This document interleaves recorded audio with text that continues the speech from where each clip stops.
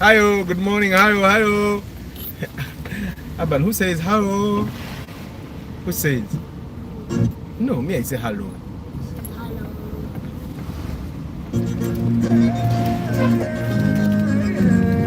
Good morning, people. Mulimutia. Katsabele leo network imetusumbua. When you kiss me, when you touch me. Why? School.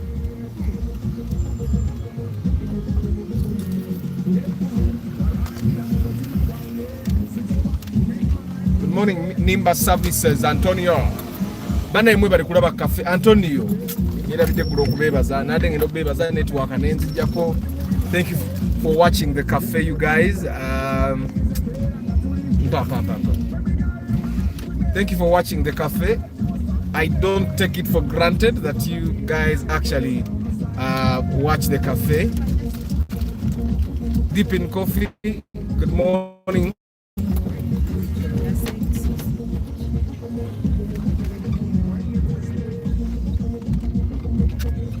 I'm Bisibwe Dennis. Good morning. So today we're going to be talking about CRMs. A fancy word, right? Fancy word for those that have never come across it. Yeah, but we're going to be talking about it, and of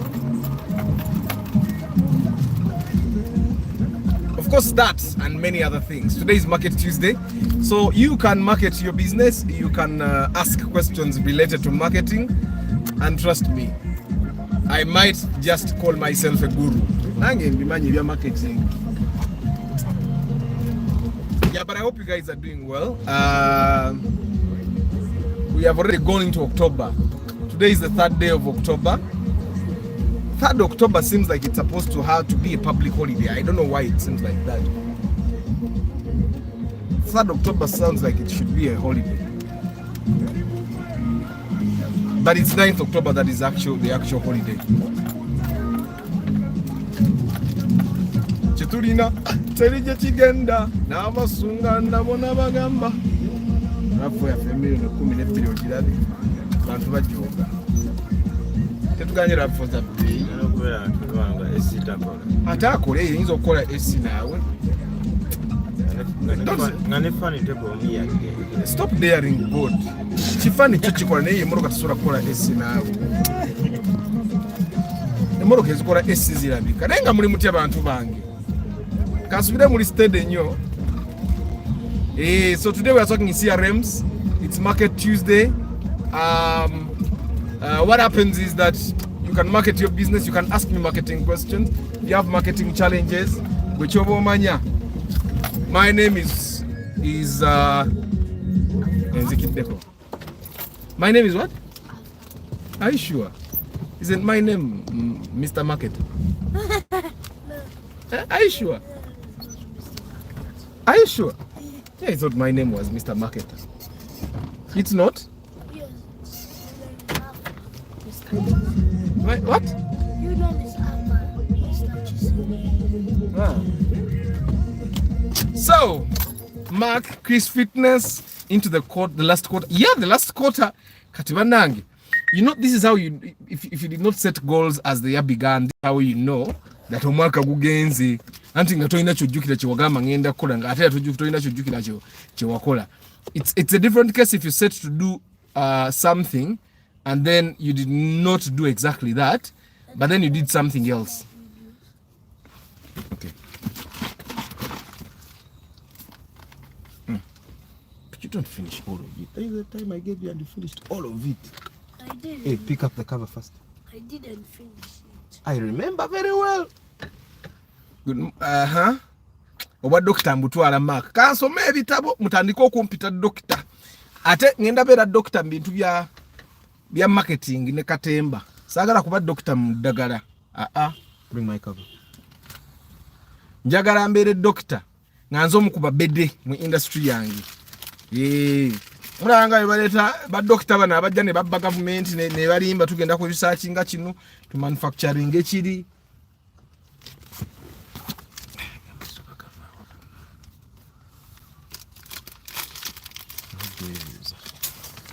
I have to look for that place. Wilbur, good morning. Chairman Zach, good morning. October, good morning. So I hope you guys are doing well. So today we are talking about, we're going to be talking about, questions. No, CRMs. Yeah. Yes. And CRMs, a CRM in full is customer relationship management system. That's why you call it CRMs. It can be one CRM, but we have to call it CRMs because CRMS, customer relationship management system. Okay. And you basically develop this system, or you buy this system to help you manage relationships with your customers. And yeah, wait. And you basically do this with prospects, you do it with existing customers, you do it with returning customers.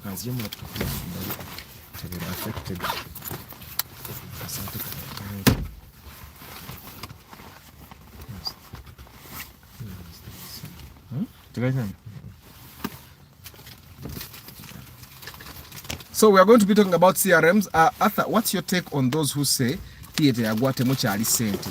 I've seen many people on social media from your niche saying that, okay, well, Chris Fitness, there is a time in every, you see in Europe they had it.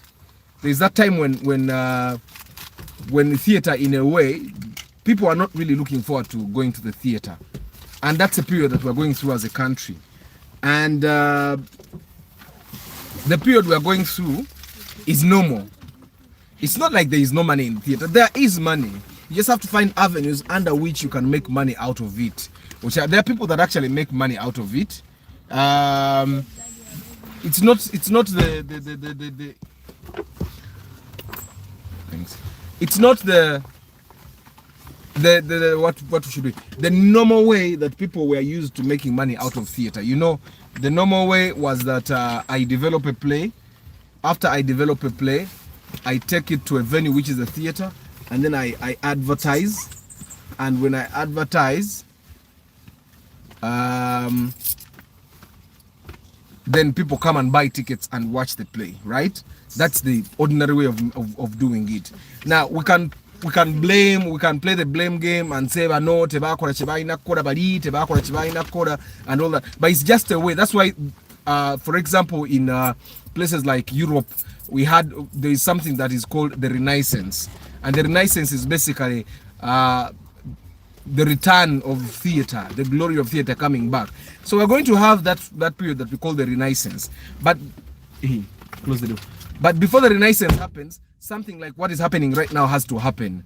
A period where people are running to other places to get entertainment.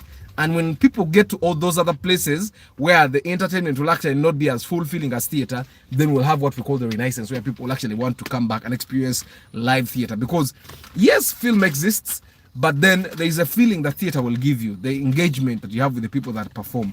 And so right now, I was talking, when I was still doing marketing in 2019, I was talking to one of the greatest marketing minds ever. She was teaching, she has marketed basically every big organization, you know, Unilever, Coca-Cola, Vodafone, MTN, Airtel, Stanbic, DFCU. She has been a marketing manager at all.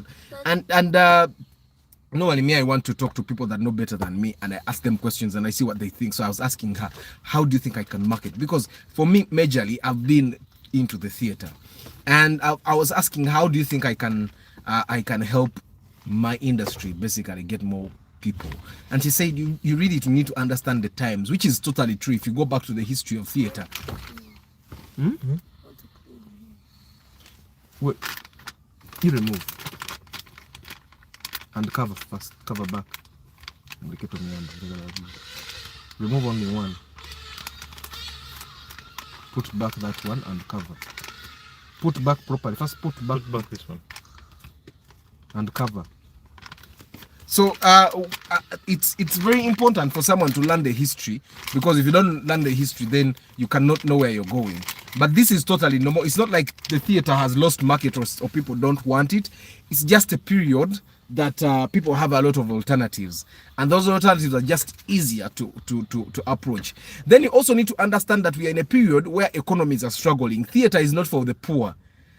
The poor don't go to the theater. For example, if I do a production today, I'd want for someone to pay 20,000. Now, for a person that is watching For the Love of Cars right now, you think that 20,000 is little money because you're basically spending like 10k watching this broadcast, right? But majority of the Ugandans that the normal Ugandans cannot afford 20,000 to come and watch a theater play, because for it to come and watch a theater play, you'll need to buy a beer or a soda. You need to eat a snack, which might be popcorn or something. So you're not going to just spend the 20,000 for the ticket. You're going to spend 20,000 for the ticket. Then you spend about 10 to 20,000 on fuel going to the theater. Then you spend on snack. Then you'll not go alone. So as a man, you'll basically spend about 80,000 just coming to watch others play. And we are at a time where people are actually poor. People are poor. So people are, and remember, there are so many, like when the fuel is going up, people are striving to save. We are in a period where people are poor. You see, my show, The Cafe, was showed on Saturday, the first episode. For the guys that don't know, I'm a director and producer of theater and film, and I have my first TV show showing on Pearl Magic Local, which is a TV owned by MultiChoice or DSTV, and it shows every Saturday. Our first episode aired on Saturday at 8 p.m. and the repeat is on Monday at 12 p.m. So every Saturday 8 p.m. my show will be showing. And Okumanyanga, the economy is doing not very well. We moved because we were quite late, and we moved around. You see Bombo Road, Twagenda, to all the big cafes, all the big restaurants, and none of them had a decoder. No Go TV decoder, no Star Times decoder.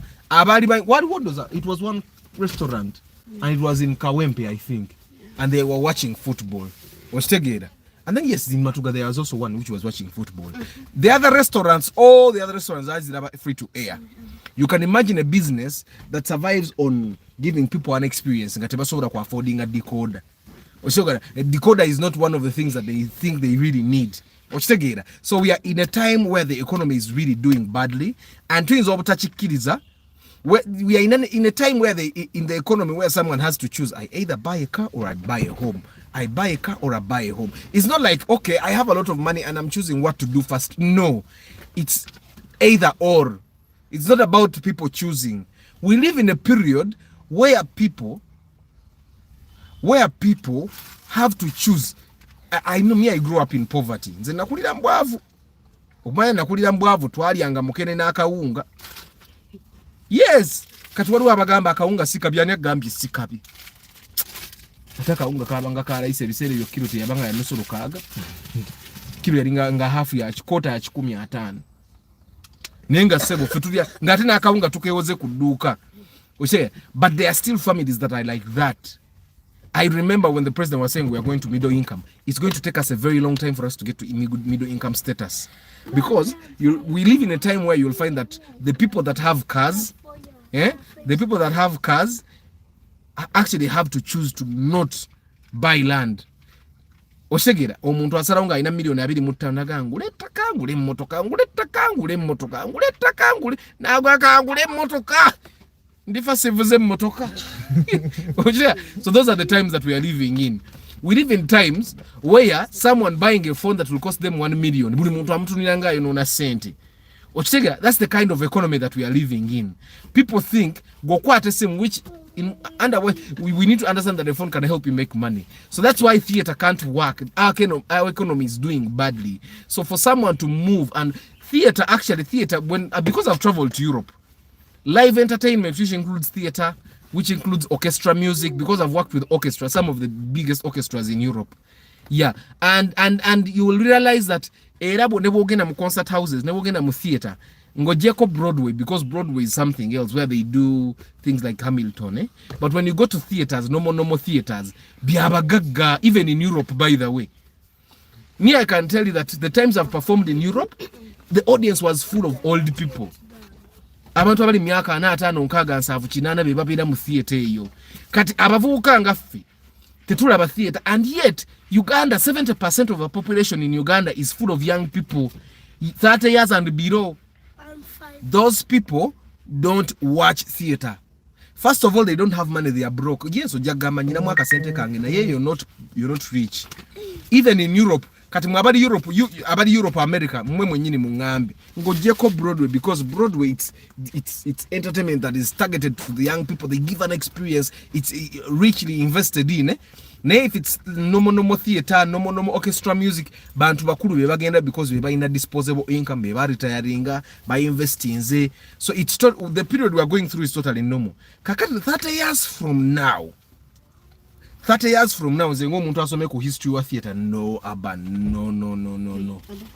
When you use something to clean your face, it becomes dirty, you throw it away. Hey Ragna, what's up? Hey. You're just there. Are you going to play football? So 30 years from now, mweba Isaac, mweba Mose, mweba Pade, mugenda labe mizanyo jange, kuba mugenda kwa mwina disposable income. I don't know if you get what I'm saying. It happened during the times of Bakayimbira. Abantu abakuru baina sente abaliwo. Naye abantu abakuru, because of the wars, people died a lot. Abantu abakulu ne bagenda mu nsiko ne bafa. Then abantu abakulu abasigala wate ne bayingira politics. Oshegira. Then when people enter politics, they get disconnected from reality. Abantu abakulu abali mu politics ne TV baziraba. Kati fa abavubuka fe tulaba entertainment, and would rather go to places where it's cheaper to go to a music concert than to go to a theater, by the way. Music concert za mutwalo. Sisobola nze kukola production ya theater. Bye. So akola production ya theater nensaba mutwalo gumu. JK is saying, nae Uganda ebuzabuza, when I go to Bandali Rise in Bugorobi, I see people spending money like... No, JK, this is different. When someone spends money on booze, they are drinking the beer, they want to see their money go down their throat. In theater, JK, you're going to pay me 50k to sit down and watch my actors.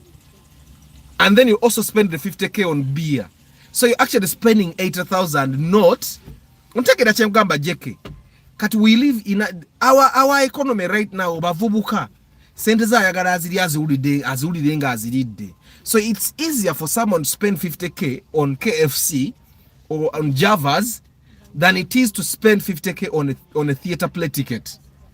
Our economy is actually not doing good. Abana webetwala out ne bagenda mu bala. Stress. Oshegira. Ate you need to understand that abamu tebagenda mabale eyo because they are going to spend money. By Ragnar. They go to some of Rudina Linda Baga, you know, Mutamani Watamari Mirundi, the right Tamari Mirundi Yanga, but Yamubara again, you can know your opportunities.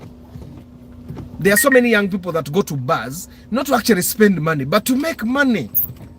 So, Owana Mulinza again, Mubara, now spending a Mtuaru Munana, and I know what target is a bargain to Kujamakumi no Mukaga. I don't know if you get what I'm saying, JK. Got some young people go to those bars to target, probably to start target. JK is saying my woman and I go to theater every week when I'm around. We love Fun Factory. Fun Factory is not theater. Fun Factory is comedy. Fun Factory is comedy. Not even the traditional comedy. Skits. I'm not saying that they are not doing good work, they're doing, but that's not traditional theater.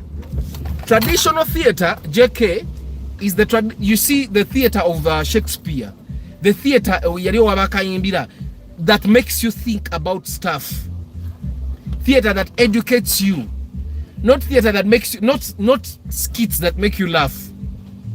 They are not doing theater. They are they do their work in the theater, but they are not doing theater. I don't know if you get what I'm saying. Theater is an advanced form of art. If I produced a play today, orabanga it was a very popular play. They even went on to almost perform it for the UN. The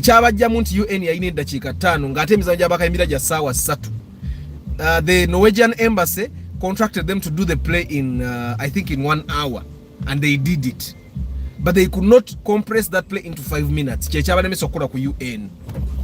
But the thing about theater is theater makes you think, theater makes you contemplate, theater requires a lot of concentration, and our generation abavubuka betulina kati emyaka gyaffe tetunatuuka. It's not gampisi, it's bali baguyita ndiwulira, because ndiwulira the analogy is that ndiwulira abeera mukasoli kiwuka kibeera mukasoli ne bakifumba nekya ndiwulira osera tekivaamu paka bwe kifiiramu, okitegeera. So it's important Arthur to call it loyalty cards. Once I have one, I just walk into the theater and watch whatever is there. Obanga oli mugezi. These are the things I was looking for. These are the same. But I've tried to help Abe Muchibi do this at Bat Valley. Munanga abantu abakulu already boba innocent tebachafaayo. Yeah. So anyway, I'm going to put it in my mind. But JK, I don't know if you guys get what I'm saying about the theater. The theater is an advanced art form. It's very advanced. Ngojeko nature sente. Vade kucha sente. First of all, the theater requires people to have a lot of disposable income. Theater in Europe right now, I'll give you an example. Theater in Europe right now, nga Isaac Chagambi, tebako yana ku loyalty cards, they have subscription modes. Nti omuntu asasulira theater yo oba analaba oba taalabe buli mwaka ngateeka $5 oba $10 oba alabye oba taalabye nga sente zigendayo. So you'll find that every concert house, for example, there is a time I performed in Europe oba nali Munsichi, one of those countries, but we performed for 2 people, but the production was paid for fully. And also in Europe, governments like Ngabonora City Council ye Kampala, they pay kati Bat Valley yandi badde wawo nga City Council ina sente zejuwa buli mwezi, kati nga abantu bajja ne balaba nga omuntu sobola mujjako 15 najja nalaba omuzannyo naye nga ebiri ekitundu City Council yegisasudde. So we are in a generation where even the government is poor. Of course, the officials are rich because they take our money, but the governments themselves are poor. That's not in Europe. In Europe, I would only have to apply to City Council. I have Dynamo Creative Arts, and we do theater and all this and this and this, and then the government would give me money. For example, annually, $5 million ingabi satu. Sigala ngokolera abantu. Yeah, but Isaac, that makes sense. I'm going to try and think about that program, and I'll try to market it for a year and see how well it works. So Access News is saying, I think you theater guys should also try to be creative and make us laugh like Fun Factory. But for sure, we used to go watch theater plays and we used to sleep. And Access News, walimuto. Theater ngabo embagambi, it's an advanced form of art. That's why what your genres, what we call tragedy. There is tragicomedy, then there is comedy. Era comedy was a form of unserious art. Era comedy bamukuliranga bantu ba wansi. When you go to the history of theater, comedy wamusanga nganze bayitanga pits. Ngabo osanga mukatanga, comedy bamuzanyiranga bantu ba mukatanga. Ng'emizannyo egy'okulowooza gye bazannyire kololo. Era nga theater z'ekkololo zibaamu emizannyo egy'okulowooza. Mwe mwabeeranga ba queen tebalabanga comedy. Ba queen balabanga mizannyo gichallenginga bwongo. But when you grow up, you guys, 30 years from now, you guys are going to be watching Arthur's productions. Ngamujja ne mugulaba, yes, ngamubamu okusesa naye nga okuyiga kwe kusinga okukyusa society yakyukiranga mu theater. Kyobula abantu abazungu bo bakyakola ne film eziri serious. Ng'ogiraba okuva mu dakiika esooka paka dakiika nga 5 nga tonategera kigenda mu maaso. Because babazungu batuuka ku level eyo ffe tetunatuukawo. Arthur, think for yesterday's video, I watched it later, but it did me well. I mean, Apade, I'm glad you learned something. You guys are going to be my audience 20, 30 years from now. My God. That was marvelous.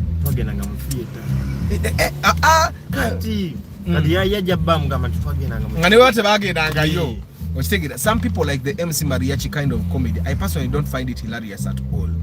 Yes, JK, but even Fun Factory kind of work is not theater. They are doing something close to theater because there are many. So they have to do something that accommodates all of them. And also they can't do stand-up because they are not funny. Stand-up is one of the hardest forms of theater to do. Even Pablo Wataseka Toseka. You're talking too much truth in the news. I'm talking too much truth. Okitegeera. I like the kind of Daniel Omara Salvador. Yes, kati abo bagezaako. Okitegeera. But one thing you need to understand is that theater is supposed to mu theater for 1 hour, 2 hours. Of course, in Europe, kati bakendeza duration. Tebakyakora emizanyo gya 2 hours. Bakola emizanyo gwa 1 hour, ne mugulaba ne mufuluma ne mugenda mu intermission. Ne mukomawo for another hour, ne mulaba. Okitegeera. Even Europe is changing fast. But Europe has a lot of disposable income. To end poverty, most businesses must be Ugandan owned, not foreign.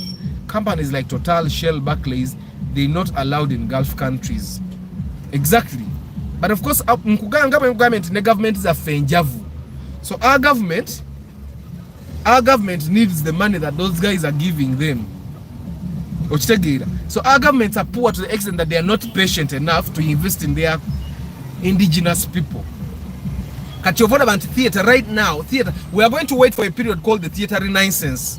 We are going to have the theater renaissance in Uganda. And it will come 20 years from now. When people like Arthur have taken over. Ngabana abakadde bafuddewo.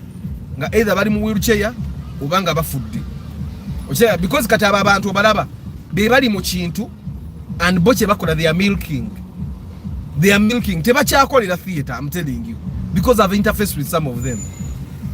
Bamilkinga obudde bwabayitako kati bajja mbuli kye basobola bazimbe emizigo. And I will tell them never meeting because I've told them we have had theater engagements and I've told them. But anyway, thank you very much for the question, Chris Fitness. I think it's a very enlightening thing. This period that is happening in theater, theater comedy, it's the stress. Abantu bali stressed. Katebagala bintu bibalowozesa already omuntu asiba mbirowoozo omusanga mukubo nga yeyogeza ate omuzene mu theater atandika okulowooza. That's why I find that serious artists like Alex Mukulu nabo babivaako ati badda mu kusesa bantu okitegeera. But ideally we would be having much more serious things happening. Zubeda said the same old chap should be kicked out. Aba bakadde be batuze emabega abakadde bali mu kulya sente za government. Government etuwa sente by the way. For example, there is a production that was done. Bagwita batyogo. Ogogo bakola ku Serena. Bali abantu bali a center. I'm telling you, nze nawonya ebyomu nkubo. Nge? Ebyomu nkubo byali. Ebyomu nkubo. Sibe kwa katolu bwana. Ogo. Mubasoka ne baba milioni 2 ne bazigaba nawo. Ne babongera milioni 3 ne bazira ne zigwawo. Osoka ne webuza. Production ni chia theater. Tibako yate ku Serena. Why would you go to Serena when there is a theater? Walo national theater. Sente zotadde ku Serena irenga banonya we babira. Okitegeera. Shamim is giving it a go. She has a shot Serena. Ona ye mugwagwa nawe. You're trying to revive theater and then you take people to a hotel. Echembaga people abantu betaaga okusomesa. Ona ya anonya kati walira. Of course right now she has that fame, she can utilize it. But I also believe that the challenge also comes from the administration of the National Theatre and Nakorayo Productions. They have a marketing manager. Nenga abantu bamanye moroka yokusinga ye. Marketing manager wali moroka ya yiri nenga ye mu kizimbe tali namu. Okitegeera. Everyone buli muntu ku theatre kati because it's a government job tebagoba. They just give you a transfer. Kati muntu ka staff na government employment ayingira payroll ngatandika kola mirimu gye. Kireka balina n'ebiduuka mu kibuga ajja ku National Theatre n'assigninga in n'agenda mu kiduuka kye. There is nothing going on there nze nkubuulira. But the National Theatre would be vibrant, I'm telling you.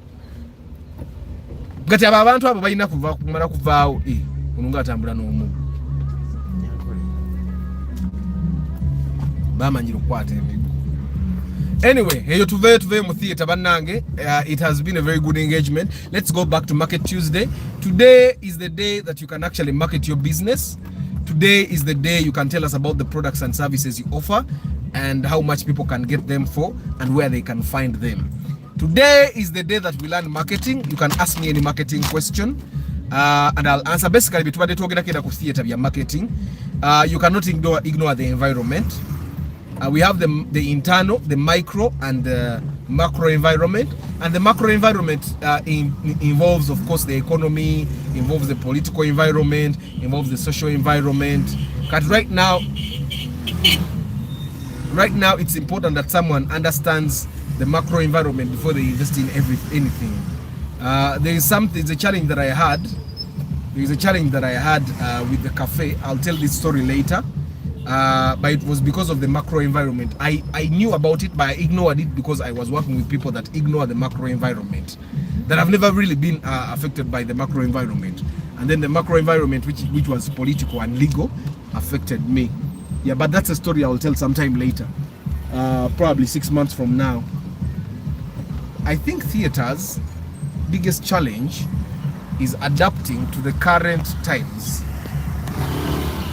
You've not adapted well in terms of marketing to the new current young generation. Okay, theater doesn't have to adapt. Chris Fitness, I'll tell you, theater doesn't have to adapt, because what you call adapting is actually transforming theater into something else. Like what we have done, like what I did with the cafe, right? Like what Kansime did and went to YouTube and all. That's turning theater into something that is not theater. Theater is not meant to adapt. No. Theater is not meant to adapt. People, maybe we have poor marketing skills, but we have only 3 theaters in the country. We have only 3 theaters in the country. I'm going to build my own theater. You guys will be traveling long distances to come watch my productions. I'm going to have my own theater, because I've tried to work with these theaters, but first of all, they make it very hard for you to work with them. Secondly, for example, if you look at a private theater, the owner of the theater, any attempt to market it, ajirabanga competition again omujja mu kintu, which is a very big challenge, by the way. Abantu abakulu kyobola nkambe abantu abakulu balina soka either genda mu wheelchair oba kufa, so that we take over for abavubuka, because abavubuka, but theater will not have to, you people have to find theater in the theater. So ideally what we would have to do is get people back in the theaters, but we can't get people back in the theaters unless the people that own and run theaters actually work with us, abakola productions. Exactly. Mink Technologies Limited, Nalubega Complex, room L19, Bombo Road, opposite Watoto Church. Computers, laptops, share your email address, Isaac, and phone number. Now the way you share your network,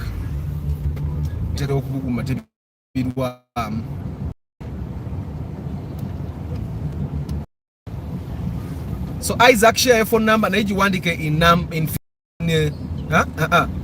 letters 0,1, people will definitely pick. So Isaac has been the first marketer today. He's telling us about his business at Narubega Complex. So you can, Arthur, good morning. Good morning, Toddy. How are you today?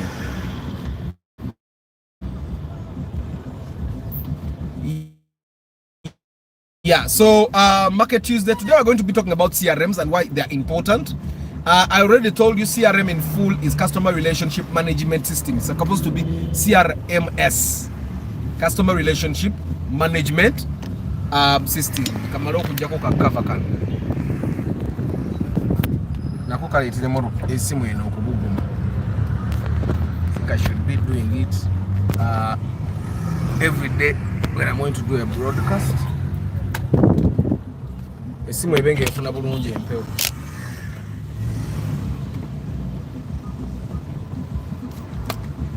Amina Joshua, oba Dr. Mbutwala, but I can't submit it. Can call it research. And for the guys that don't know them, my goal is just to be called the doctor. Ebira sagara kumanya, zinjagala bampite doctor. Chechoka nga ku title yange njiwandike erinnya Arthur Kisenyi PhD. Yeah. Of course, there are people that live in countries where the PhD doesn't really mean so much. Wane kampala muntu alina PhD. Ajoga.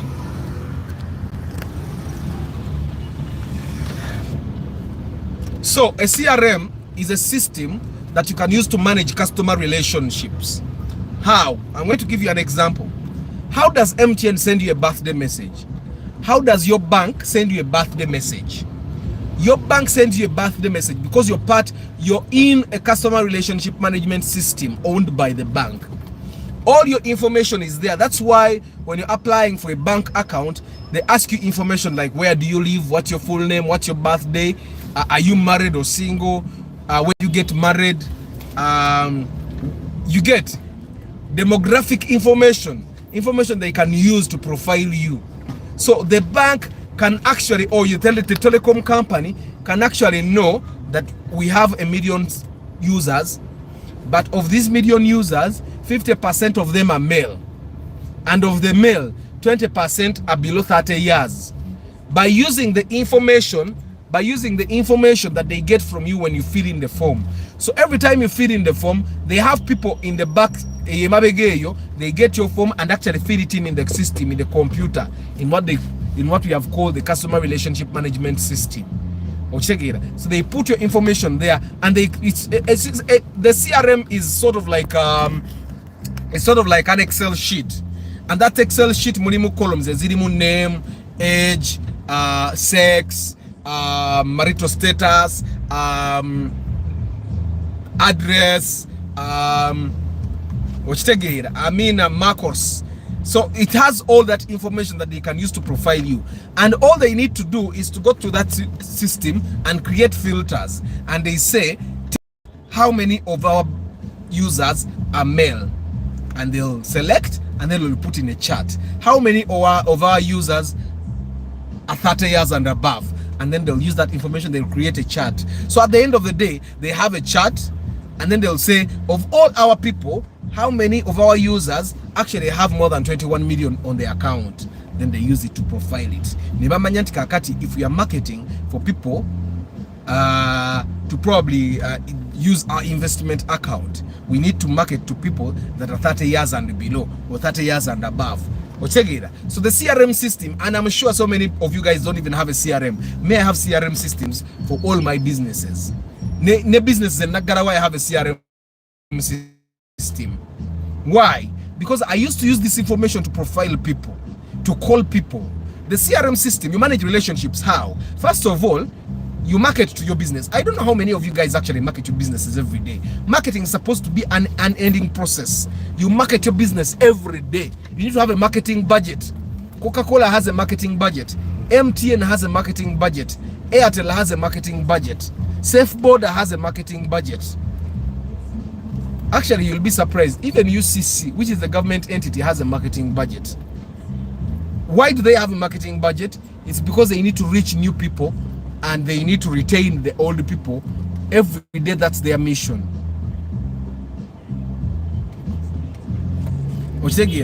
That's a mission they have every day, and that's why they have a budget. But you cannot retain customers that you don't know about. For example, no one Rubega complex, Isaac Mink.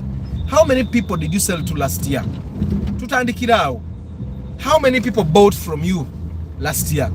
How many laptops did you sell last year? What is the what functionalities of laptops are people looking for mostly when they come to buy laptops from you? Unless you have a customer relationship management system. I don't know if you get what I'm saying. A customer relationship management system helps you to have this kind of information, and you can develop it using Excel. You can develop it using software, Microsoft Access. Is it Access? No, it's not Access. So you can develop it yourself internally, or you can buy an already made customer relationship management system for your industry. Now they are there. Now I want to develop an app. You use QuickBooks. Yeah, even has that functionality. And for example, Isaac, the question I've asked you, what of all the laptops you sold last year, what specifications sold the most? What specification sold the most? Because you must know those things. Because looking at the specification that sold most last year, it means sell more this year. or something that's slightly better than that will sell more this year. So that means if you go to buy laptops from Dubai, then you know which laptops to actually buy. Unless you track those things, you cannot know. Then you also need to know which people bought from you mostly and where did they come from. Do you have that information? I've bought laptops before. Like the guy I bought my latest laptop from, the only thing he's about me is my phone number. Of course, he knows that I have a TV show on Pal Magic. He also knows that I have a YouTube and TikTok account where I talk about cars. That's all he knows about me. Most of my clients are students. They buy laptops 1 million, 2 million. What functionalities are they looking for? And these students, what courses are they doing? There is still information that is missing. When you say my customers are mostly students, you mean there's information, more information that you need to collect. Do they buy some of these laptops by accident? Like someone that comes to buy a laptop and by accident you have a touch screen laptop and they say, oh, I like it, let me take it. Or do they come intentionally looking for a touch screen laptop? Do they know what they are looking for? Or do they want brand new laptops? So, but and I don't think that QuickBooks is actually something that is much more suitable for that, because I know that this information that you have is actually qualitative. It's qualitative in a way that you have seen it and you have analyzed yourself. Now, what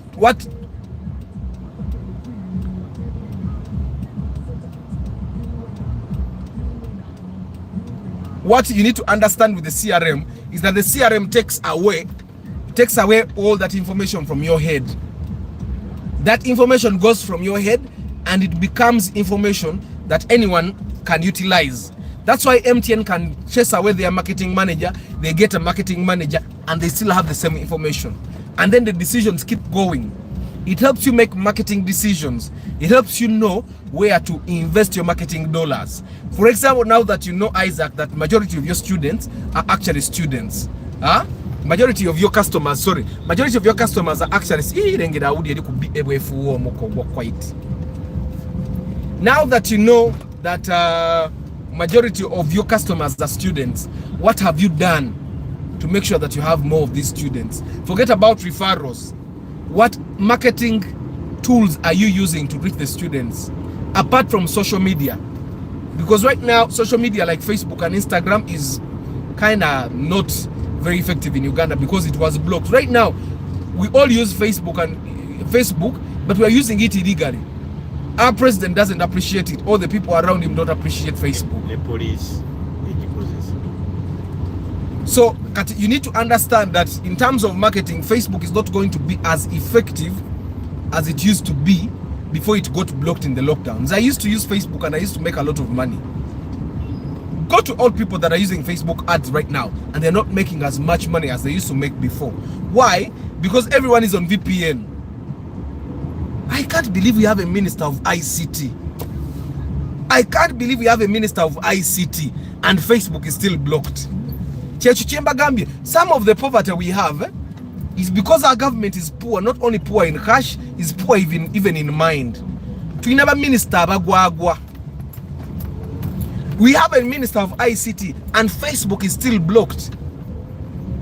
The minister can't crash the status quo and get Facebook unblocked. But anyway, we are utilizing the CRM. What the information you have from QuickBooks, how have you utilized it to target the students even more? Because the CRM is supposed to enable you to market to these students even more. Because your industry is clear cut. I sell laptops, I sell computer accessories. Where is my customer? As long as you have concrete information, you can market better. Because sometimes you need to understand that there are businesses that depend on brokers. Without brokers, they don't make money. Like the real estate industry. Brokers. Without brokers, you may never sell your house. I sold a house in Kasangati. Without brokers, I would have struggled to sell it. Ochitegera. So then if your customers come as a result of brokers, then all your marketing should be geared towards the brokers. Ochitegera. We have self-serving people ruling the country. They are misgoverning. Ugambi. How can you have a full ministry of ICT and Facebook is blocked? For how many years now? At least if you're not, they have blocked Facebook, but they are making money out of it because we pay tax. URA is charging taxes from Facebook ads. When I was Jawa Maro, Simanya Musajja, netaga mutunuleko. Atubezeza wano. I just need to look at him. Ate no musajja ali ku simu. Chokola bafaini yokubeera ku simu.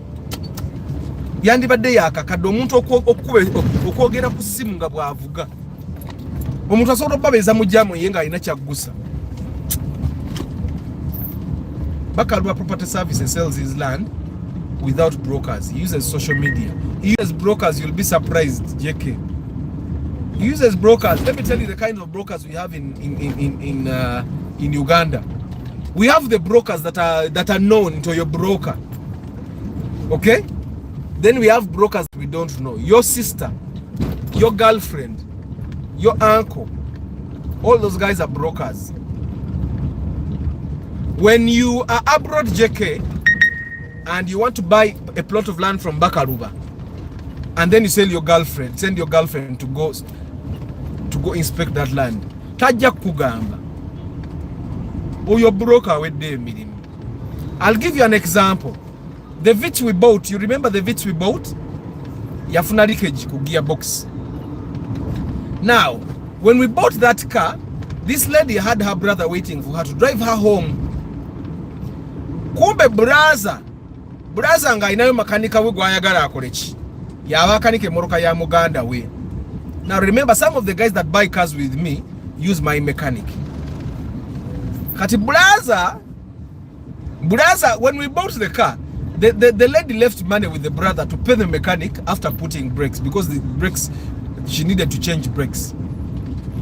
When the braza ibamulekera sente braza, nagamba mechanic amampadde sente za brakes nze ndiyako mmeka. Oyo si broker. But he's not officially a broker, but he's a broker. Ochitegera, it gets worse, by the way. It gets worse. Story, but it gets worse. On top of wanting to eat enjawulo ku breaks ezigenda mu moroka ya Muganda we jagenda nayo kuvuganga. Bwe batwale moroka nefuna leakage ku gearbox. Leakage bwe yajja, braza naleta makaniko we makanika nagamba eno gearbox bagikanikamu. Neta agagenda ngisumulule yonna. Mfu. Ochitegera. So this lady calls my mechanic, and my mechanic calls me. Nangamba ngenda yonda bene mukagenda ugirabe. So he went. It was just a leakage. Nenga bamugambe ne moroka netaga kugisumulula yonna gearbox enfu nkolemu. Ochitegera. Kati, there is a history. These guys have a Sienta at home that was spoiled by the same mechanic wa Buraza. Makanika wa Buraza akanika yonona. Nenga Buraza ayagala oli makanika ya makanike moroka ya sister. So when my mechanic goes, the brother tells the mechanic, ne mwachiro mtemweso nywe moroka ya Muganda wange nze nyina makanika wange. No yono ya kwesibyeko. Oyo broker mumulaba. So the day my mechanic gets the car to work on the leakage, he comes with the brother. Brother na akubira Muganda wesimu na mugambe ne moroka mfunyo bantu bajja sola jikanika oli makanika wange ya bisobola. Ochitegera. So the lady calls me and I tell her, you know what?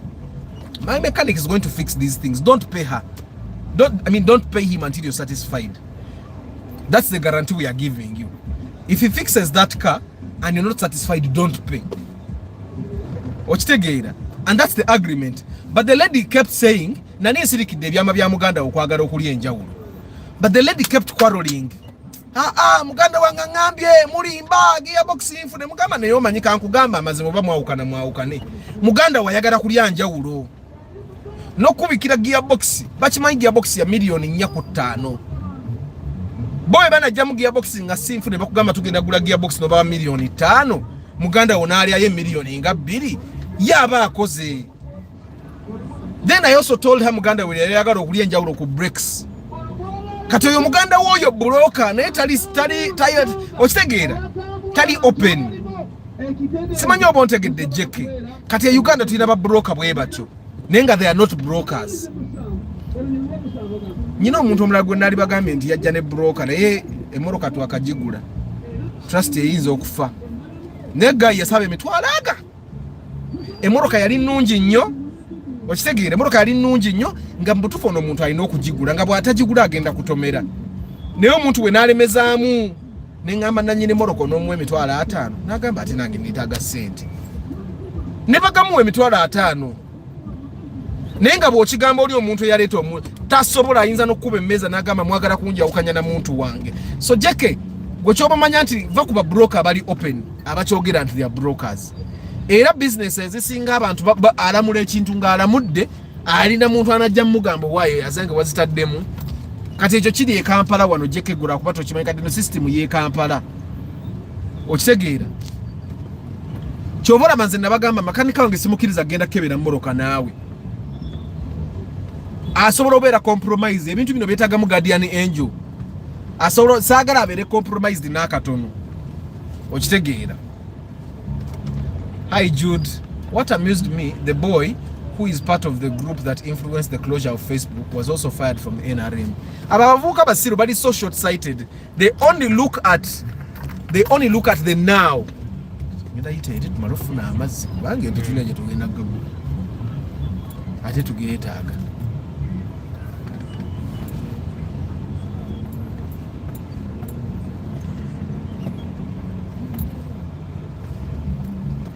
Bane kama waka yimba ka cafe.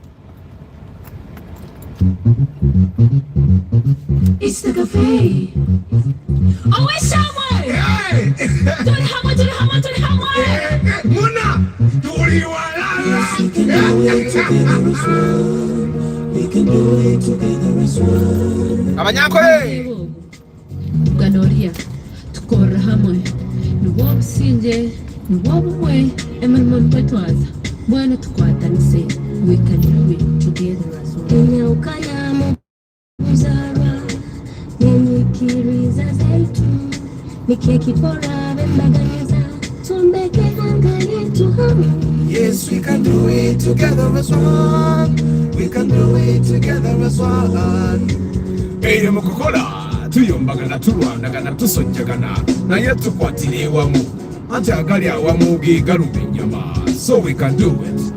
We can do it. Yes, we can do it together as one. We can do it together as one. Muna, emotaka gitemberi. Gitemberi. Bano, tuli ku kiwano. Tuli mu katale. Where the highs and lows may be there, yes, the fights may be there, but when we get together as one, we can do it, we can do it. Tujisobala.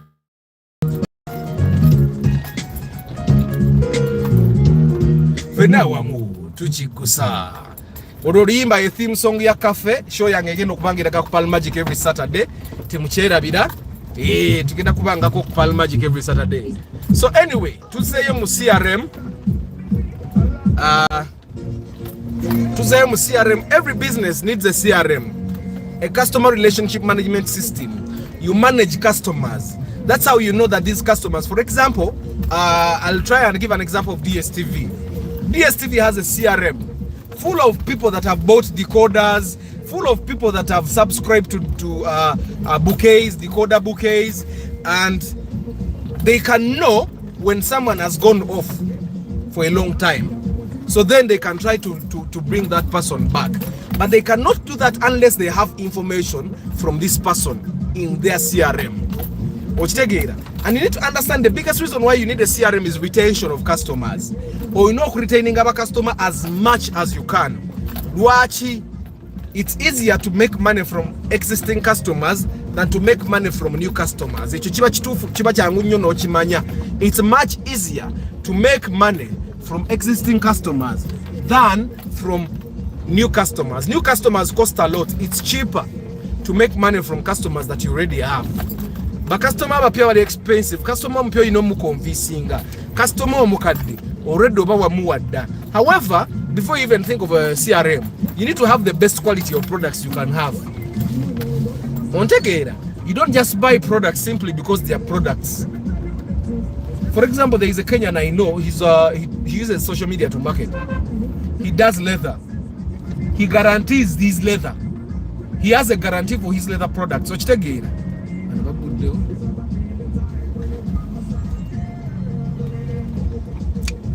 Na business ze Kampala. Okimanya abantu boguza bakeera kwate notakeera. So you need to first of all make sure you only buy quality products. For example, for like Isaac Ming, or kubanga computers later, you can even take it back in case it dies. Simanyo bantegereka. Or kubanga you can even give guarantee for your products. You see how people that sell brand new cars, they'll give you a guarantee of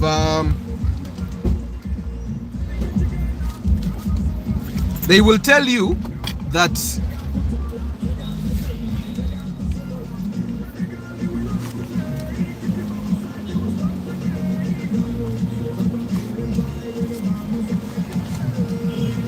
just a moment, guys.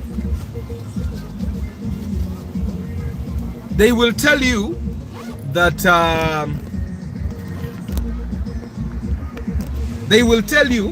they are giving you their car, but as long as it breaks down before it's 100,000 kilometers, you have warranty. Tebagaba guarantee, you have warranty because they know this car etambulira mu binnya, so ebintu ebijja kufa, but they'll fix those things for free. Montegeira. But Bakarua mentions the price of his plots on social media. He does not want JK. JK, you have been out of Uganda for a very long time.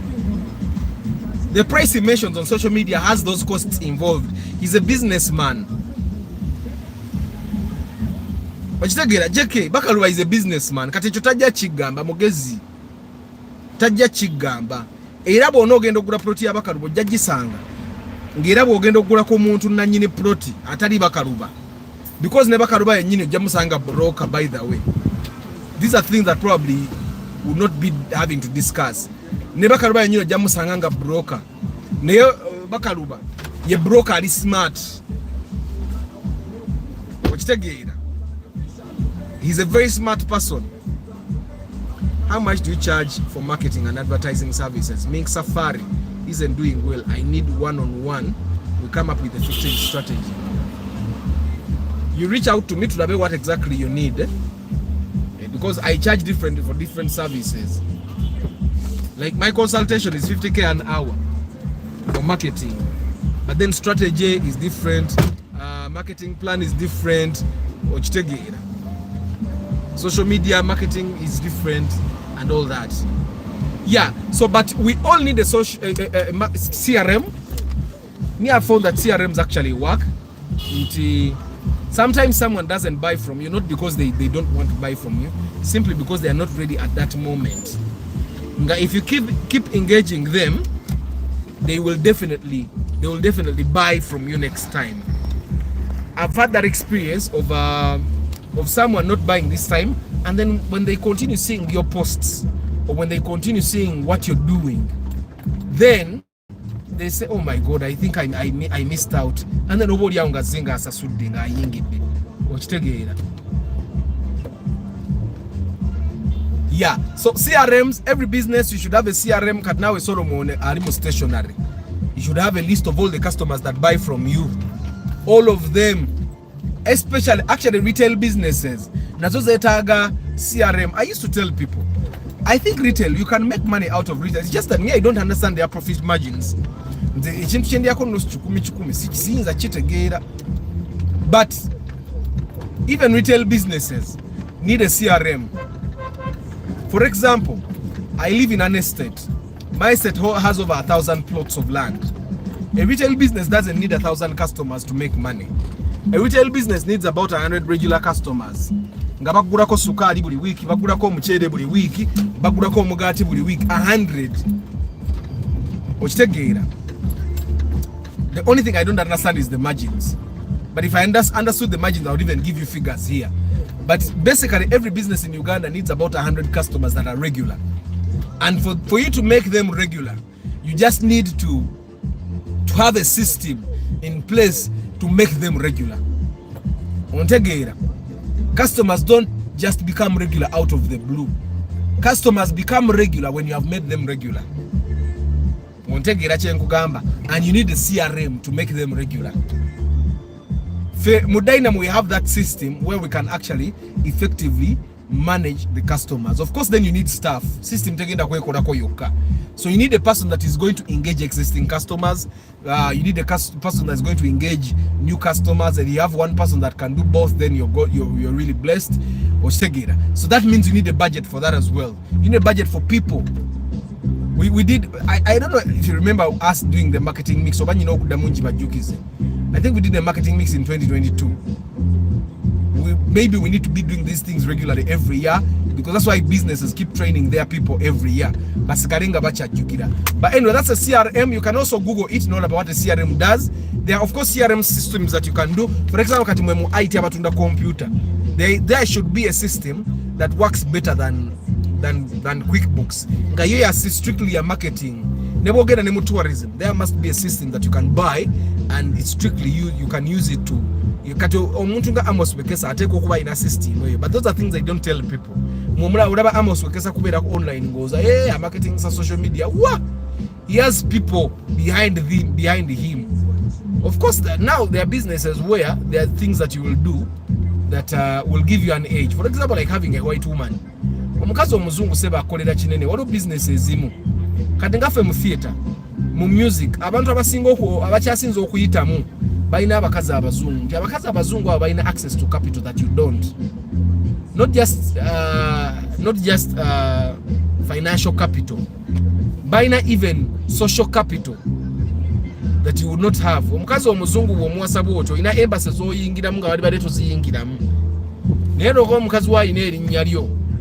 Okitegeera nga kikuyambako. Ebyo ebintu people ignore them. But we don't need to ignore them. Kati ebera micro environment. Kati nti omuntu, there are so many examples by the way I would point out that that the business has benefited from a cross cultural marriage nga yegiyambyeko.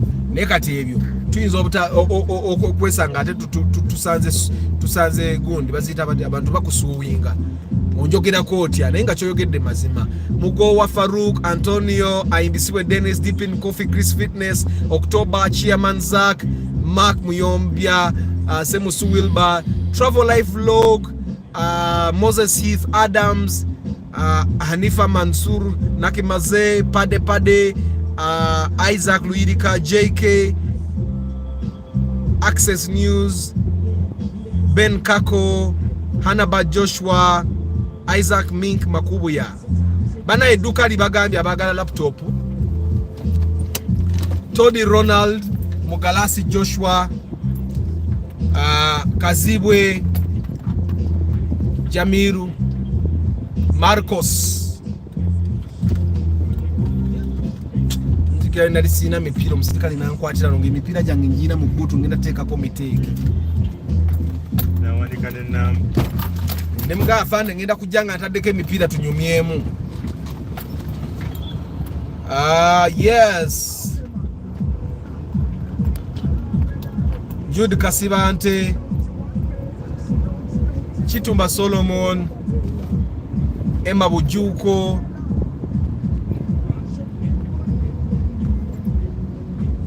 the likes of Amos Wekesa, that tourism guy, also has a Muzungu wife. Mweche chintu kuchitwalanga ekyokusaaga. Na ye a Muzungu wife does a lot. Oyina kuba just like mnofuna Muzungu nga ali hambo na atakwogerera. Naye bw'ofuna buno bunnaluwali. Kata nikugenda nga akwogera mu magazine, namufunira kino, nemufunira kiri, nemuwa kiri. But of course bazungu bokka. fenna olina okufuba okulanga ofuna omukazi alimu ku magezi ng'alina kyakwongerako. Bw'ofuna omukazi nga talina kyakugattako obonaabona. Of course bw'obanga olina emikisa gyo gwe ng'omuntu tobonaabona.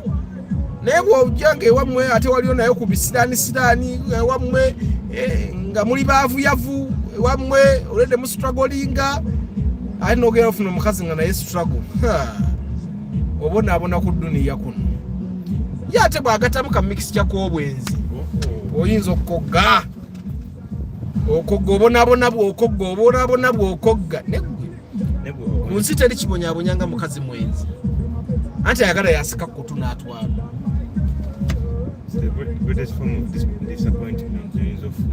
Omusajja ne bw'obanga olina ssente mukazi wo nga mwenzi obonaabona wabula omwavu alabye.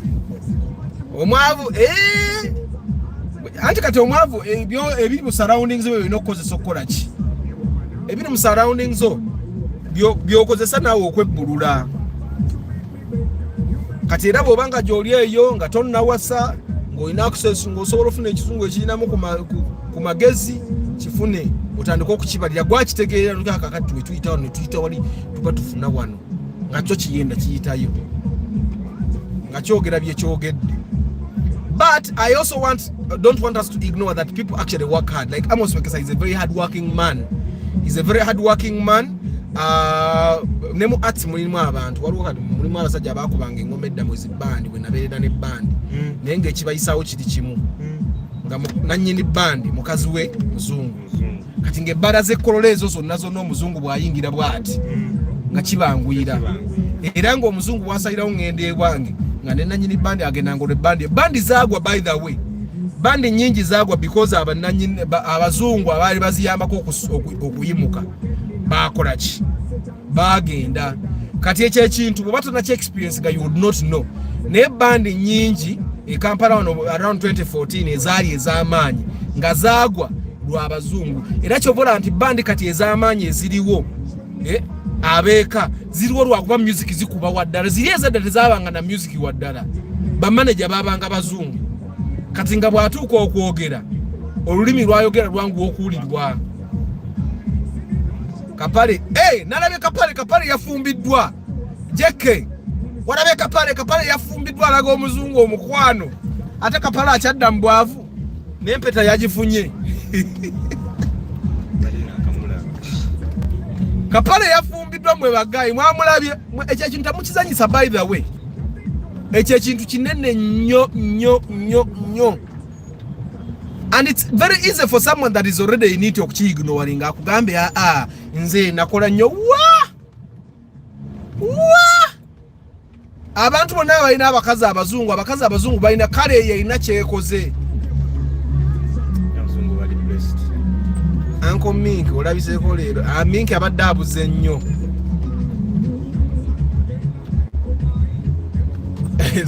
Solomon n'okufa ofanga oli mwavu obanga omukazi mwenzi. Omukazi omwenzi akutta by the way. Nyina guy ali awo we share a blog ku office. Yaŋŋamba he's a lecturer at Makerere. Yaŋŋamba bwe yali akatandika okulecturinga alina ekikazi akyakabi.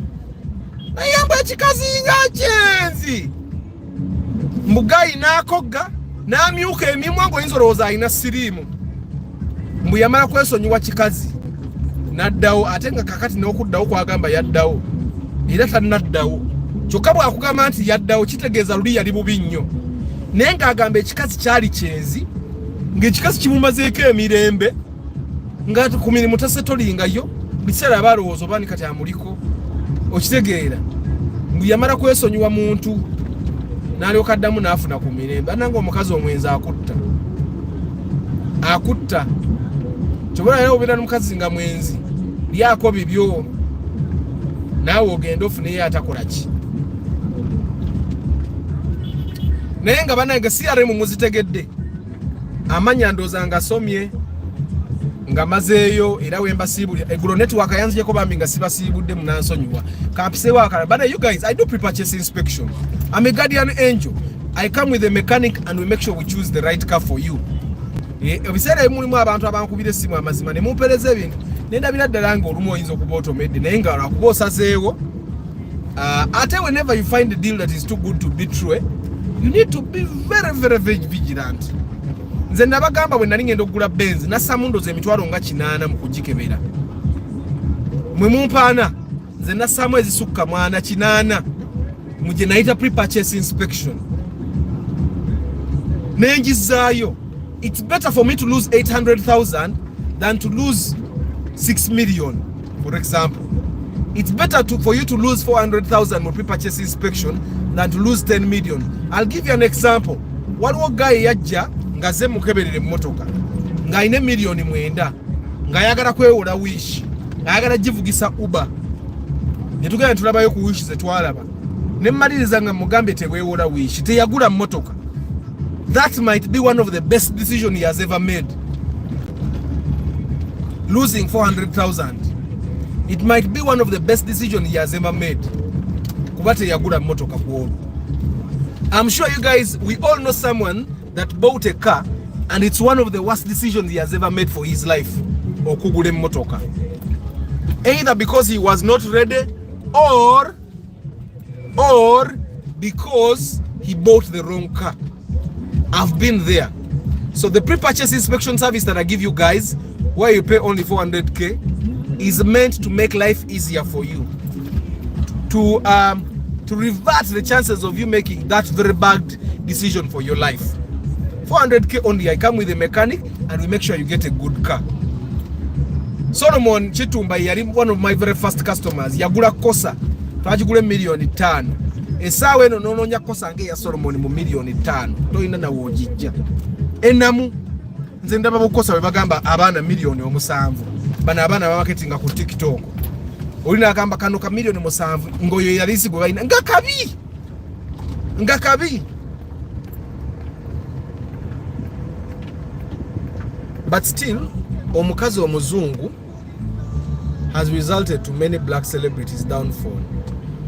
Kati omukazi omuzungu nga wamufuna olina omukazi omuzungu tebamufuna nga ng'olina omukazi omuzungu omufuna tolina nga weezima nga bw'olaba ka parent talina naye ng'omaze okukola sente zo nga ajjeko ng'owasa omukazi omuzungu ojja kwavuwala kuba kati n'omuzungu gw'ofuna aba gold digger.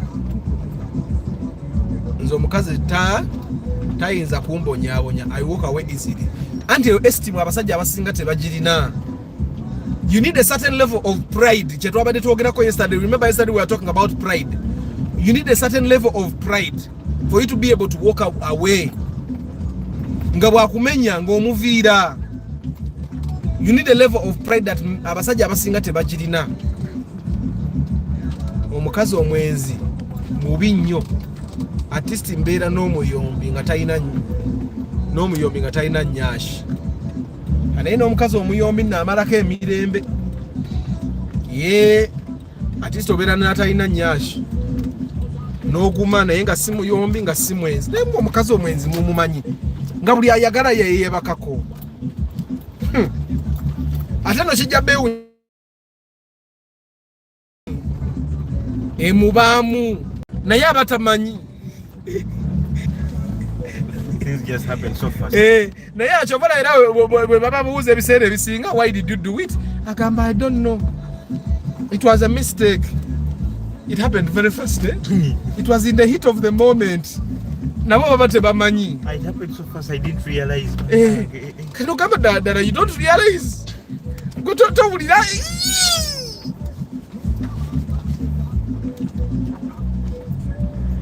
Nenga amanyanga isemba chaliba nge munzikirize basibule. Anko jeke omuyombe at least oteka headset mu matu. But omukazi omutambuze nedda. Since sirina then munyambe mfuneyo ku kizungu bantu by the way jeke gwali mbazungu kati ataba abazungu bomusiza jeke zaalimu abatabo bagula wenziji.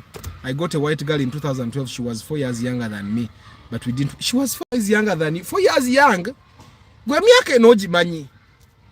Emyaka enamba temunategeera ku level yemu. Guba muzimu gwa bwenzi. Nga bwolaba omuzimu gw'obwavu. Bayiza wobo bwenze omukazi kirayika guba muzimu nga gumwambala. Naye gwe Katonda akutaasa nga n'otafuna mukazi mwenzi. Ngoli gundi oli. Tulina wano gutera okwogerako ntugamba naye Mukama Katonda. Oli ayagala yasika nazzeeno nono nasika nazzeeno nono nasika kyokono yali nno nga ayagala. Ne mugamba naye kiki? Neggwe. Kimanyi, I've never been in competition. I'm realizing my competition. Competition ng'ogiraba nga no itafaayo kugikweka. My competition was not was ekyali amebeera was competition yali esenga emirundi nga 10. Naye nga ate taboola taboola ne bojjanga weekulula wansi ne bojjanga toyambadde engoye gwe kasita oyogera naye bulungi. Nayogera bulungi nayogera bulungi naye nga naye ate tewalemerako bulemezi kubanze ebintu engeri gye bitambulamu abalemerako bonna balya. Oba linako mungi oli nga teyalemerako kuloza yakola ki? Kugali yayanguyira mama yagula nkoko. Ate lindako yagula nkoko. Nze bintu binago wagula nawe wagula nagula abaana nga mussa ssente mu kintu wagula kuba obuzibu twali awo nga mwalimu obuzibu bwa birthday. Birthday nga siyinza kulabika nga mungi kitegeera nobaako kyeweekolerawo era nalabika nga omungi naye kati ddayo ssente zo zifiiraawo nze sissaamu ssente era nze mukyala wange yekayeka ndooza kuva dda nze edda nga nkyalimu ebyo ebintu byammwe ebya puulo ebyo ebyokulu nga sissaamu nga tunyumya nga bwe nyumya n'aba traffic nga era abakyala nabo nyumya nabo. Waliwo omuntu kuba waliwo ono gayi yajja waliwo ono gayi yajja wano naŋŋamba kati mpitira gundi oyo nange saali mubi noyita nempita ate olowooza awo wenyini wenyini namba nga bamuwadde omutwalo ogwo naye bannange nedda ate nakyo bannange ayinza oba alaba broadcast lwaki ontwala maaso n'emboozi ezo omuntu ayinza oba aliko naye nedda tali ku broadcast nedda tayinza kubaako ne bwaba yabaddeko yagirabyeko n'agivaako naye waliwo ekisukka. It is right to assert that bw'owona omukazi omwenzi oba owonye kinene kati naawe you are successful. You should be celebrating success. How about a lazy woman? Neno ati omukazi ali lazy ebiseera ebisinga ne kali kabaamu kuba omukazi ali lazy aba ayagala ebyobwereere teri musajja agaba byabwereere. Era Antonio wekwate ku jjekke omukazi omwenzi omugoberawo tolinda mbeera sajjuka. Temufana mukazi mwenzi akoza akasolo ke tugule emmotoka tweyagale. Simenti ng'Oluganda lungi Arthur olinganze nange mba kuba kibuuzi era kwendira and sometimes I think that's what is keeping me single. Atonafuna mutuufu naye ggwe naye mwe abatannaba kuwasamba saasidde kubanga abaana b'ennaku zino balinga babatuma nti buli mwaka tagejeyo abasajja 2 amazima nemwe bagayi kambasiibule batanaweza basajja 20 omwaka kugamba abaluuza naye nga Mukama abawo omukisa bagayi bange. Let's meet tomorrow. Timwerabira, you should start having a CRM for your business. CRM is very important. Mukama abawo omugiza. See you tomorrow morning. Ciao. Ajira na hitting a CRM.